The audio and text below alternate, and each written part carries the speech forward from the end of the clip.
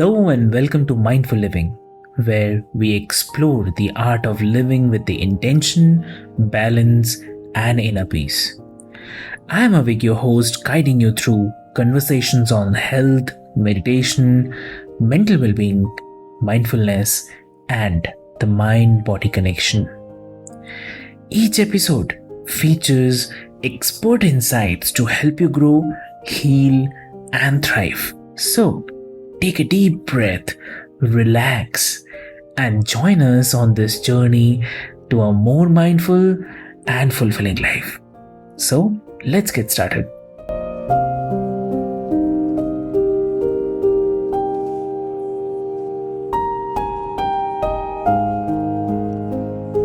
Hello and welcome, listeners, to the Mindful Living podcast, where we explore powerful journeys and transformations that inspire us to live with purpose and intention. Today, we have a truly unique guest for you, Larry Bilotta, whose story takes us from the depths of a loveless marriage to the discovery of breakthrough insights that not only saved his relationship but have since helped thousands of others to do the same. For over 20 years, listeners, 20 years, Larry has been a guiding light for couples who feel lost in their relationships, helping them find hope, clarity, and genuine, authentic connection.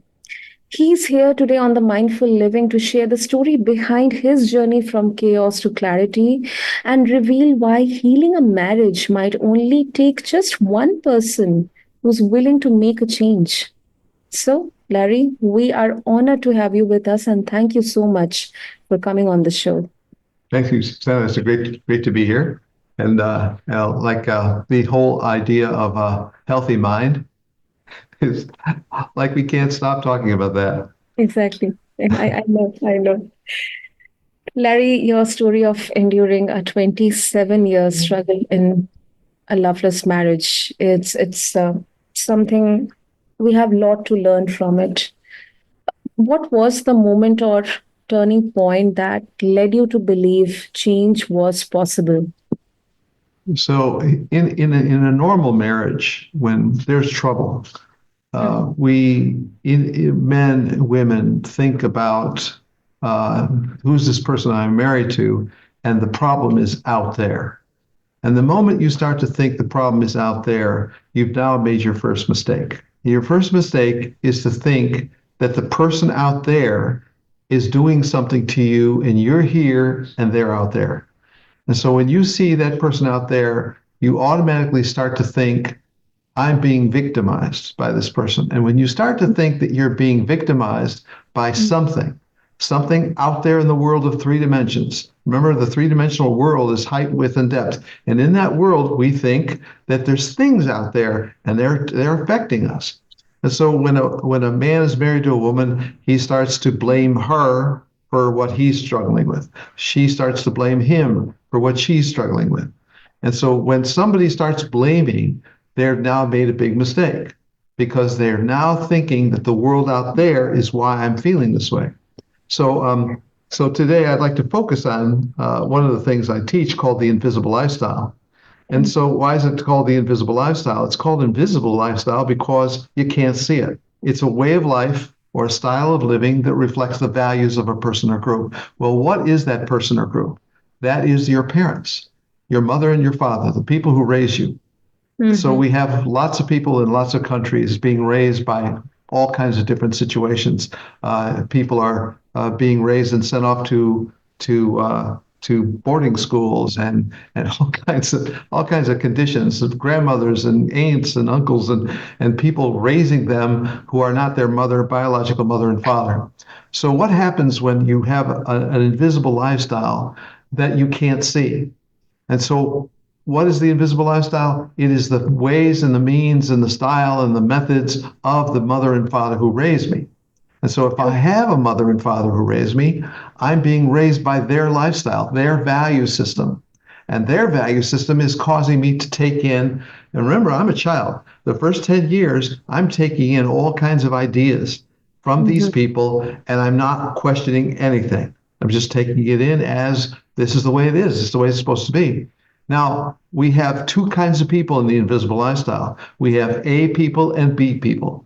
So A people are the people who decide, oh, that's the way it's supposed to be, the way mom and dad do it. That's the way it's supposed to be. So they are called A people because that stands for always.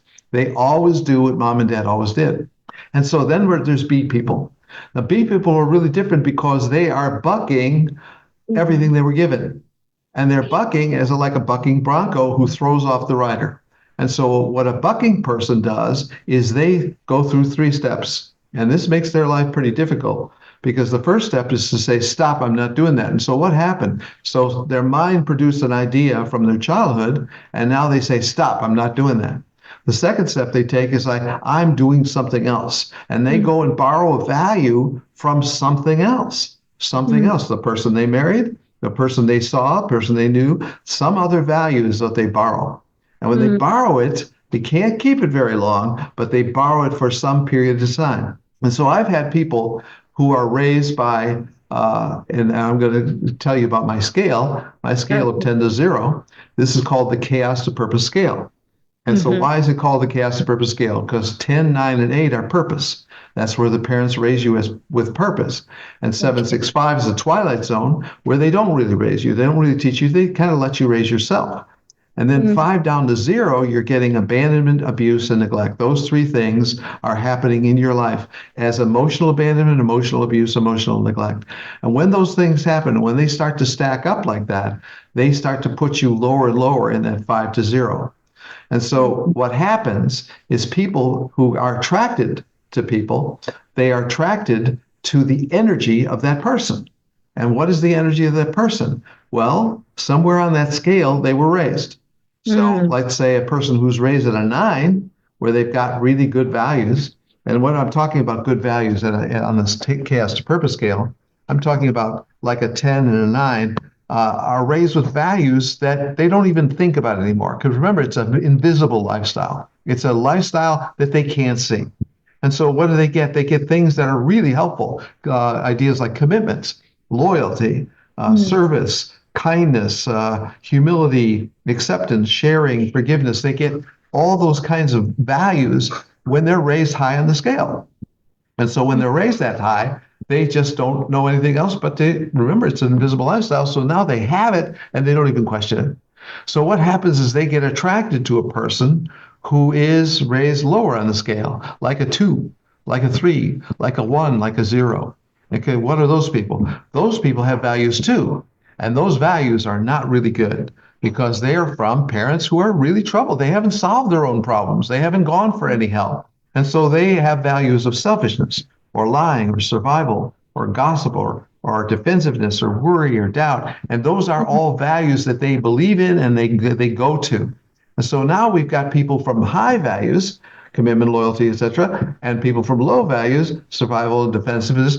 All those things are now conflicting. And so these marriages can last from 5 years, 15 years, 20 years. The longest I've ever seen these opposite values stay married is 27 years.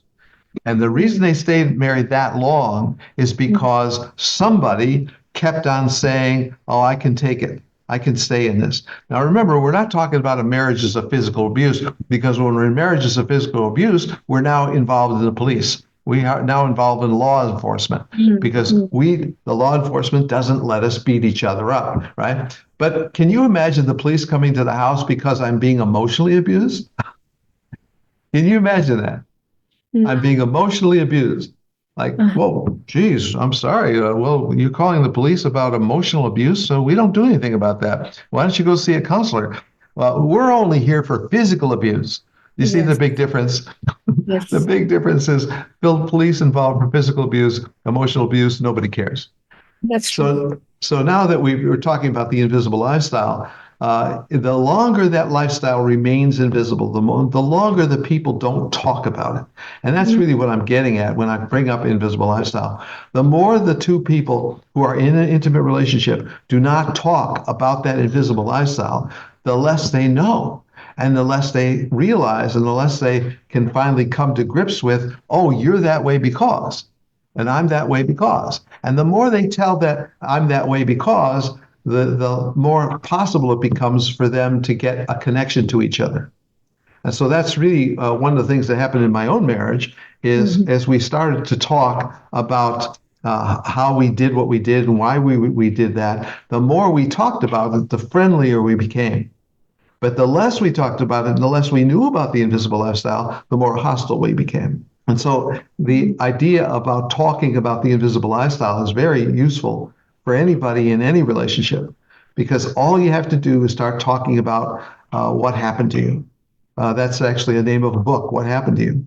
That's the famous Oprah Winfrey. She writes a book. She brings a psychologist into her world, and she writes a book about her own trauma and the trauma of other people, because this psychologist is working with a lot of traumatized people. But that's a really big landmark thing to do. What Happened to You is the name of the book.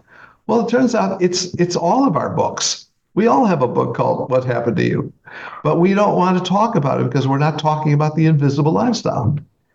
But I've seen people who talk about the invisible lifestyle, who talk about the way my father was, the way my mother was.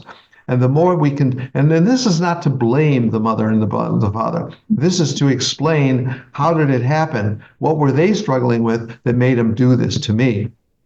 Because it's very easy to see yourself as a victim. And once you see yourself as a victim, a whole bunch of bad things start happening to you, because you start seeing yourself as being attacked by all kinds of things, all kinds of ideas, all kinds of people. And so putting yourself in a victim energy, and that's really what it does, it puts you in a victim energy that you just can't loosen, you can't let go of. So get me off on the idea. I keep going deeper and deeper, and I need to stop because we're trying to put some order to this podcast. Yeah, definitely. I mean, of course, because this topic itself, I think 30 minutes is doesn't do justice to such a profound topic, and how beautifully you connect all the dots. I think that's something very, very interesting. Our listeners have a lot to take away from today's conversation. So, talking about transforming marriages, you believe that it only takes one person to transform a marriage. Could you share how that mindset shift happened for you, and what it means for couples in crisis today, which is, I think, on a rampant level right now? Well, you mentioned couples. So you mentioned couples. And you're talking about, well, it's a couple in the marriage. Both people have to do something. And so what I'm saying, it only takes one. Why am I saying that all the time? I'm saying it, and people have a hard time hearing it, because when I say it takes one to heal a marriage, that's like an insult to what they've heard all their lives. It takes two to tango. It takes two to do everything. Two people have to, you're both at fault. They've been hearing that all the time. So when I come along and say it takes one to heal a marriage, what is the reason I'm saying that? It's all based on a foundation idea of one person has to become a creator, and one person is going to remain a reactor. See, normally in marriages, two people react. She reacts to him, he reacts to her, she reacts to him, right? And it keeps on going back and forth. And so that's normally what we know, reactors married to reactors. Now I'm suggesting that one person become a creator who wants to create ideas that make them feel better. They feel better, and then they do better. Because when a person feels better, their spouse feels better. When a husband feels worse, his wife feels worse. When a wife feels worse, her husband feels worse, right? Why? Because they're both reactors. But if one of them became a creator, if one of them started to take on the values that they actually believed in and cared about, and they started to say, well, if I'm a creator, I'm going to start creating ideas in my mind that I believe in, but ideas that I like. And so when I can start feeling better and better, and that's what all the whole movement of self-help is about, is finding ways to feel better and better. And if you look at the thousands of books on Amazon that are self-help, the self-help category, There's like tons of advice in there. But what are they all trying to do? They're all trying to get us to feel better. Because when we feel better, the person we're loving feels better. And it's just a real simple idea. If I feel better, the person I'm with feels better. Now, does it happen that day? No, it doesn't happen that day. Yeah. You got to accept that when you start to change into a person who feels better, that person behind you, that reactor that's behind you, they don't feel better immediately. What happens is they start feeling better gradually. Why? Because what happens to these marriages that get so negative is they're both reacting and reacting and they're getting worse and worse. And they're literally spinning themselves down into a funnel. And so, in order to leave that funnel, one person has to say, I'm going to become a creator. I'm going to create what I think. I'm going to create what I like. I'm going to create what makes me feel good. So I do this little exercise with people when I'm talking to them on the phone, and I say, let's look at what energy is. If we simplify energy, it is what you think, it is what you imagine, and it's what you believe. And so to demonstrate it, I say, let's say I'm talking to a man, and I'm saying to the man, I want you to give me a moment in time when you were really happy together. And I need a place and a time. So name a place and tell me a time. And so he'll go back 10 years, 15 years, 5 years, whatever it was. And then he'll say, oh yeah, this was a place. And then tell me what was happening. And he tells me that. So that is a thought. He's now thinking a thought about when we were happy. Okay, the next thing is the what you imagine. And so I said, I want you to really start to picture that moment, that place and that time, and picture how happy you were and how much you really enjoyed each other and how good you felt. And I want you to put all kinds of detail into the scene. And that means I want the colors of the trees. I want the color of the water, the color of the picnic table. I want the picture of everything you could see in detail. Because the more the mind gets detail, the more your imagination is stimulated and the more your nervous system is stimulated. So I think a thought, I imagine a really detailed picture, and now I go to my third thing. I believe. What do I believe? And then I ask them, well, at that moment, what did you believe? And I'll hear wonderful things like, I thought I was indestructible. I thought I'd last forever. I thought we would get married and we'd be really happy and all these wonderful things. I said, so you see what you did? You thought, you imagined, and you believed. Where is that? It's in your mind.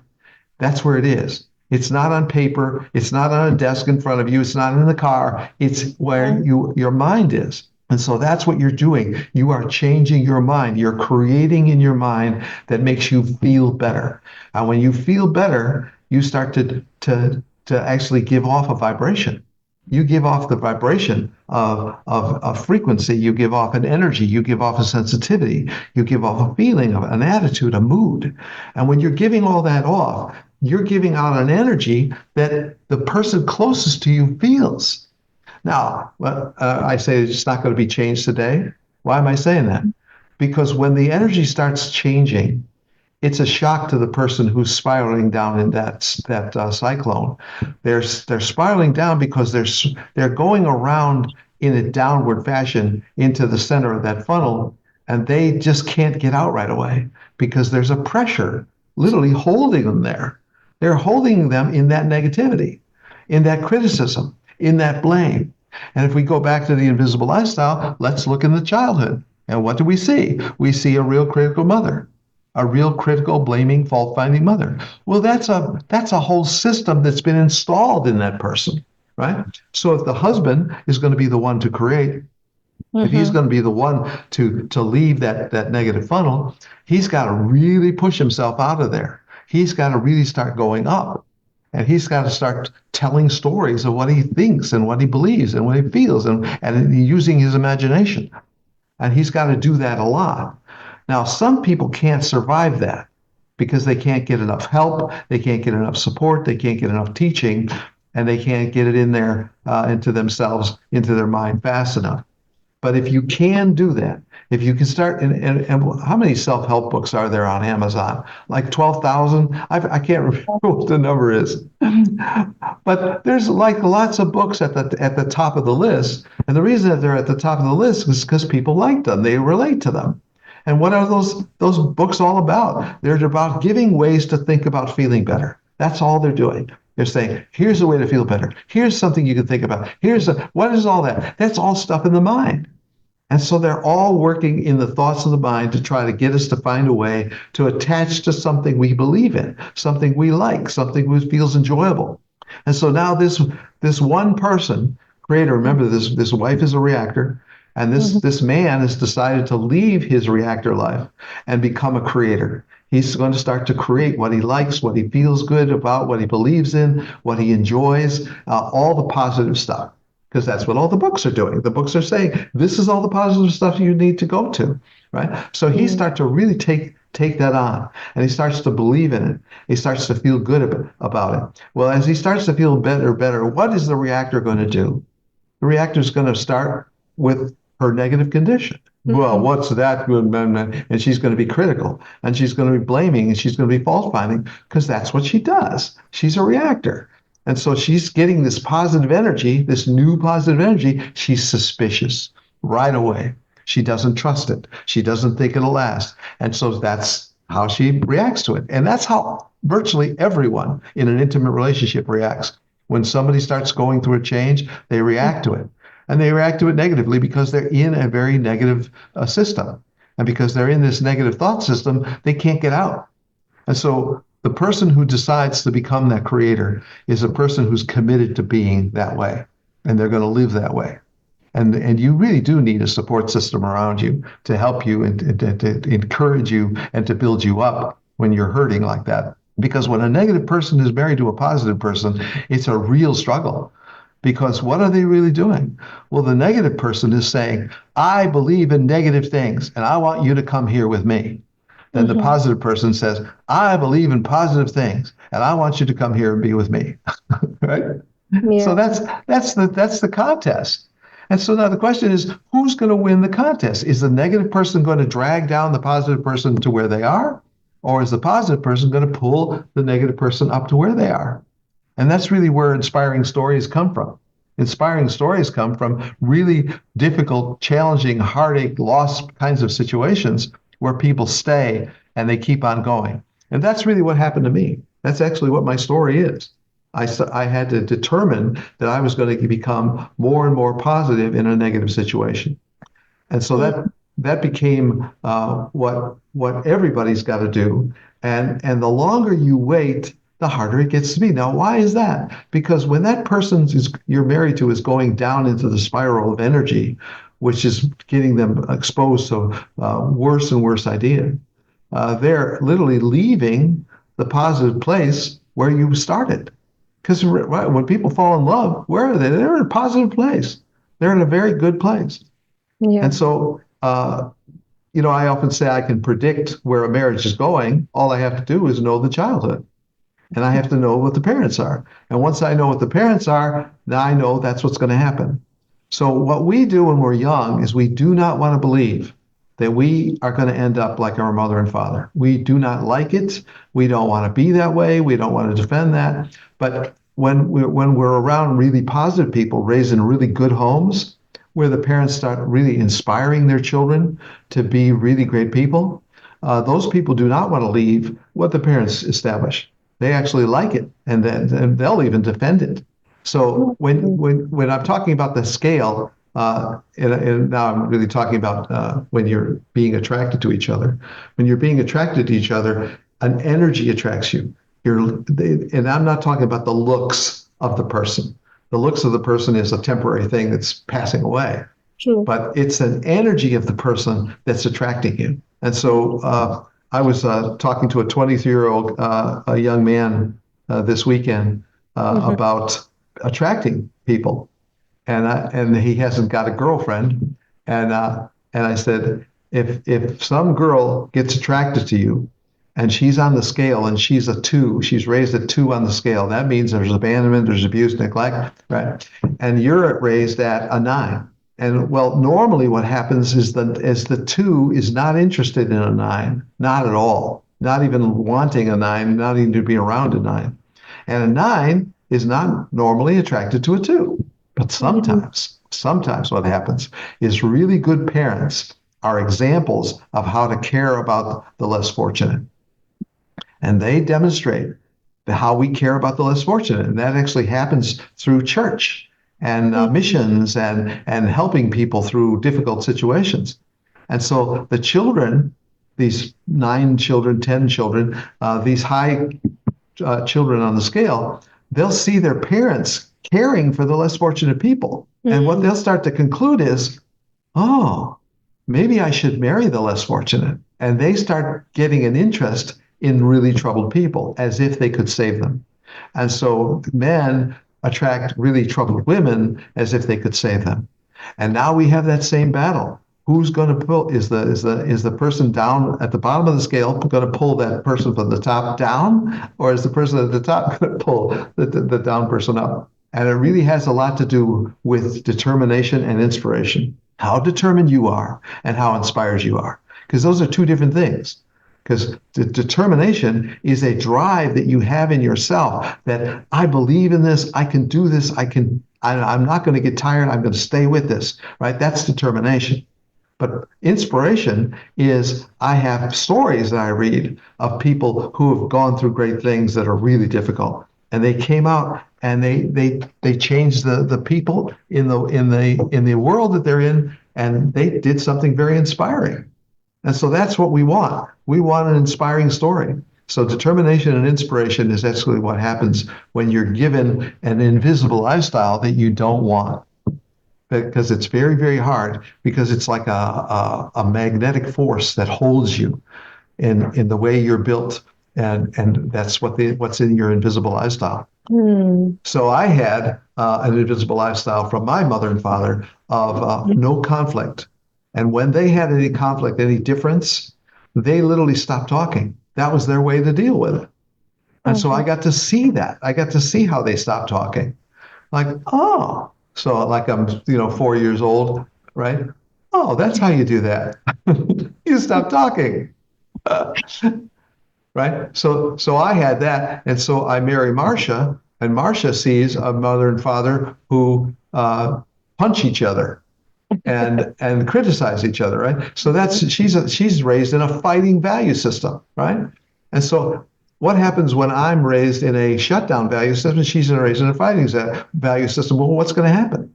She's going to fight, and I'm going to shut down. It's literally predictable. We know it's going to happen. It's going to come. Now, how we're going to feel about it, that's something that we got to really think about as individuals. But that's really the predictable nature of relationships. We're going to do what our father does. We're going to do what our mother does. And when I say father, mother, I'm really talking about the strongest, most influential person in your biology. So the biological mother, the biological father, who's ever the strongest, most influential person, that's the person you're going to take on. Have you ever had people say, do you take after your father or after your mother? And when you hear that question, you can identify it right away. Oh, definitely after my mother. But I don't like it, right? True. So those are all issues on getting along within a marriage. But because we are not free people, because of the programming we have in the invisible lifestyle, we're not free. We have the values that we like, the values that we're going to defend, the values we're going to protect. And I've been interviewing people for 15 years about this, and it's never wrong. It's just never wrong. There's always people, and there's buckers. People who always do what mom and dad always did. There's people who buck what mom and dad always did. And that's always what happens. A, B, the two kinds of people that are in the world. And then you've got people who talk about their own situation, and they have all kinds of things that have to do with, well, I'm not like that because, and then they tell a story. But I'm just talking about in general, the invisible lifestyle is really what's driving everybody. Well, the way they do what they do, because it really looks like we don't have free will, because it seems like we're just going to keep doing what mom and dad did. That's what I did. That's what I did. I was an always person. That And, makes in Marcia's case, she was an always person for her mother and father. I was an always person for my mother and father. In other words, neither of us were bucking. We were not fighting anything. We were not trying to stop anything. But I don't know if I got off on a tangent, Santa, and took you actually where you didn't want to go. not absolutely not.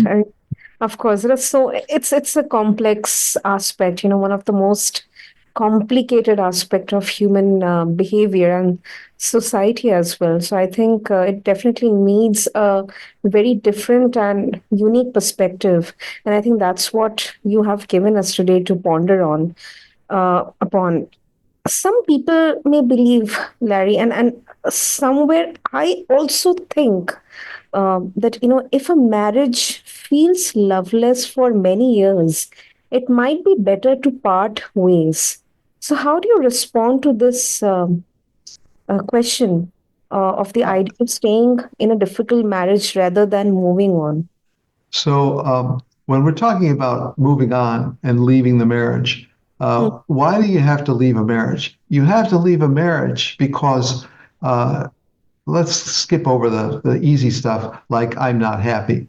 Well, let's dig into why you're not happy. Well, I'm not happy because I just couldn't express myself. I couldn't say what I wanted to say because when mhm, I said what I wanted to say, he would say something critical. And that was so much like the way I was raised. And I don't want to live like that.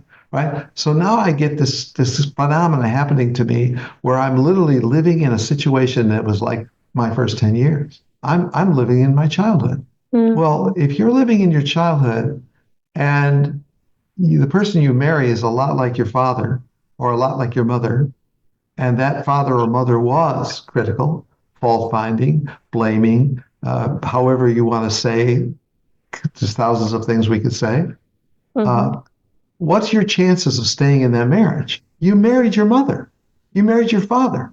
You weren't even friendly towards your mother and father. Like if you even realize that, but people can't connect the dots. They can't connect the dots that if I had a hard time with my mother and I marry somebody who's like my mother, I'm going to have a hard time. They can't make that connection. They can't say, oh, so if I didn't have a connection to my mother, I'm not going to have a connection to this woman, right? Or this man. So when we get into people's stories, and I've been collecting stories for 15 years. All right, so you got the perspective I'm talking about when we're talking about a loveless marriage. Why is it loveless? Because one of the first things that happens is the love starts to fade away. It starts to drain away. And why does it drain away? Because the goodwill is gone. And just think about goodwill for a moment. What is goodwill? Goodwill is an interest to give the person the benefit of the doubt, to give the person an intention that you're going to help each other recover the conversation, recover their point, recover their way of trying to express themselves, and maybe they don't express themselves very well. But we start to see things we don't like, and we start to go, oh, I don't like that. Ooh, and we start reacting inside. Before we start reacting outside, we start reacting inside. That's why everything's in the mind. It's in the mind. When we're going to enter a loveless marriage, where is it? It's in the mind. And so what's this invisible lifestyle? It's in the mind. And so when we start to talk about things that matter to us in a non-combative way, and we mhm, start to talk about how the way my father was, and when with couples generally after 15 years, 10 years, we now know that they both have an understanding of each other's parents, but they don't talk about it in the invisible lifestyle way. Because when they talk about the invisible lifestyle way, they're really talking about it's not what I do, it's not what I'm fighting for, it's what my parents fought for, it's what my mm, father wanted, it's what my mother wanted. And I want you to understand what my mother wanted because I'm a whole lot like my mother. And when my mother does something, I do that too. And you don't like it. So why? You hate the values of my mother. So when I've been going back to Larry and Marcia, Larry and Marcia's parents never met. They never met. Not only did they not meet, they made no interest in meeting each other. Not ah, one reference, not one phone call, nothing. It's almost like they didn't exist. That's a complete separation of values. So my mother and father didn't want to meet her mother and father. Her mother and father had no interest in meeting my mother and father. And when you've got that kind of thing happening, that's a big sign that you're in for trouble. Big sign. So when I bring up the invisible lifestyle, the more you talk about it on a friendly, goodwill terms, and you don't feel threatened by talking about the lifestyle of your mother and father, because it's a way of life or a style of living that reflects the values of a person or a group, and that person or group is mom and dad. And so when you talk about this is the way my dad did it, this is the way my mom did it, and I do it, and you don't like it, and you don't like it, why not? Well, let's go see your mother and father. Let's go see the way they are. Let's go look at their invisible lifestyle. And so when we start to talk of that in a very friendly way, and this is not a one conversation. This is something you talk over months, and you keep on talking about little stories where you keep on reacting the way dad did, and then I shouldn't have done that. I really don't even believe in that, right? I'm sorry, and that's another thing. Apologizing. That's part of building goodwill, because when you apologize, you're willing to keep goodwill open. You're willing to keep kindness open, right? But then again, did mom and dad give you any of those values? Because if they didn't give them to you, you don't have them, and now you can't live them because it's not part of the invisible lifestyle. And so that's really at the source of what destroys marriages. And so when we get closer and closer to the divorce process, because I always talk about the first divorce and the second divorce. What is the first divorce? The first divorce is when you lose her heart or you lose his heart. That's the first divorce. And the second divorce is when that person goes down to the courthouse and makes a big public scene and says, I want to separate custody and assets, I'm done. Right? So that's the big public divorce. So the first divorce is private and quiet. The second divorce is big and public. So we don't talk about the first divorce. Nobody talks about the first divorce because they'd have to talk about how I lost her heart or his heart. And they don't want to talk about that because that feels like a personal failure done in the quiet moments of the home. And so they don't want to talk about it. So they just talk about the physical, big, spectacular things going on in the world, like we went down to the courthouse and I filed for divorce. So there's always a reason why people divorce. There's always a reason why their love collapses. And it's always going back to childhood. All the time, every time. Like some people try to have a good divorce, and they try to, like, oh, I want to give you everything you want, you want to give you, and then we'll share the custody, right? And they try to have this really kind divorce.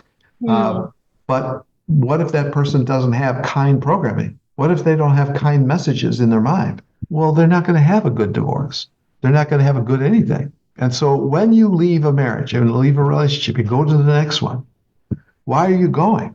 You're going because you think happiness is in the next relationship. And because the cycle of relationships start with love and all the happiness and all the courting and all those things are so happy and exciting, we're not actually talking about the future because we're talking about, are you a chaos kid? Because if you're a chaos kid, you're not going to be able to keep the happiness because the chaos doesn't allow it. And doesn't that make sense, right? Yes. Because if we go back to if you feel good, she feels good. If you feel good, he feels good. And the longer you feel good, the longer he feels good. The more goodwill, the more kindness, the more apologies, the more willingness you are to listen. And that, like talking about the invisible lifestyle, that's a willingness to listen. That's a willingness to not be threatened, to not be insecure. But when you're raised in a really low spot on the scale, you've got a lot of insecurity about you. And so a lot of people can't actually have those conversations because they're never secure, because they're protecting their mother and father's reputation, and they're defending and feeling everything is a threat, and they're living in the life of a victim. And so there's not a lot of places to repair anything. So when we talk about it, it's never simple. That's why I brought up the invisible lifestyle, because the invisible lifestyle is the kind of kingpin that rides on whether the relationship's going to last or whether it's not. And so those are some things to think about. But when we're talking about a marriage at all, The good thing is talk about the invisible lifestyle, because the more you talk about, the more understanding you have, the more acceptance, the more allowing you have, the better the relationship is going to get, because you're going to build goodwill. Definitely. No, that is really, really eye-opening, Larry. And before we wrap up, looking back on your journey, what advice would you give someone who feels they are at the brink of giving up on their marriage? So when you talk about a person on the brink of giving up, what have they done to get to the brink? What have they done to get on the edge? And as you start, ask yourself this fairly analytical question: how did I lose his heart? How did I lose her heart? How did I do it? And if you think about how did I do it, boy, that's a hard question to ask. Yeah. Because how did I lose his heart? Now you've got to start to take responsibility for what you did. Because whatever you are, wherever you are, you put yourself there. Well, how do you put yourself there?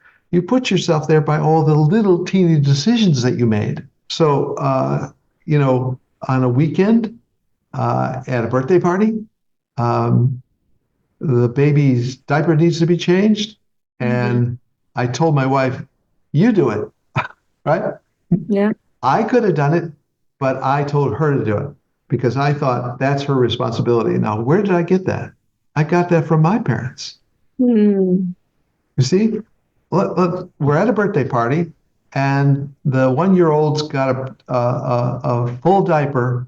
Somebody's got to change it, and I'm a man, and I say, you do it. Now, why did I say that? Why did I say, you do it, honey? Because that's what my father did. My father's never changed a dirty diaper. He always told her to do it, and that's what I saw. And that's how simple this is. Like, Dad did it? Dad did it? I'm doing it. Dad did it. So I talk to people every week, year after year, and they tell me, "Oh, I'm doing things just like my dad." I hear that over and over and over again. That's why the invisible lifestyle is so important, that you talk about the stories. The more you talk about the stories, the more you're willing to admit that this is the way my father was. This is the way my mother was. And I'm like that too, and I really don't want to be. Or I'm like that too, and I really want to be. Right? So now we're talking about the negatives that are given to by the parents, and the positives that are given by the parents, and how much this person I married can accept. So there is no sudden falling apart of the marriage. It's a gradual process that keeps going slower and down and down and down as we keep not knowing that the invisible lifestyle is driving everything. It's driving the end of the marriage. And actually, somebody like Larry Bilotta can come out and find out how long your marriage is going to last just by asking you about the story. Correct. That's pretty predictable. Yes, yes. So when you ask that question, when a marriage is at the brink, well, don't look at it at the brink. You don't want to look at it at the brink. That's the last thing to look at. The brink is the worst time to look at it. The time to look at it is when you suspect something's really bad, something's troubling, something's not right. So, like, I'm coming out with a new book. It's called "This Is Not the Woman I Married." And the reason I wrote this book is because that's who I talk to every week. I talk to men who literally, on the visible lifestyle, they're literally coming to the place where they lose the woman's heart. And when they lose the woman's heart, all kinds of things go wrong. Because what is marriage? Marriage is not two people living in a physical house. Marriage is the heart. The heart keeps the marriage together. If you don't have the heart, you don't have anything. You don't have the kids, you don't have the vacations, you don't have the memories. What happens when these marriages fall apart? They throw away their wedding photos, their wedding albums, they destroy them. Wow, why would you get something so severe? Because they don't know what to do but throw everything away. And probably they came from a throwaway mom or a throwaway dad who threw away a relationship when it got difficult. So when you see that, what are you going to do but the same thing? So it takes a really strong person to take a different route. It's a really strong person to do what was not done before, and say, I've got to get to be this creator who creates with my mind what I want.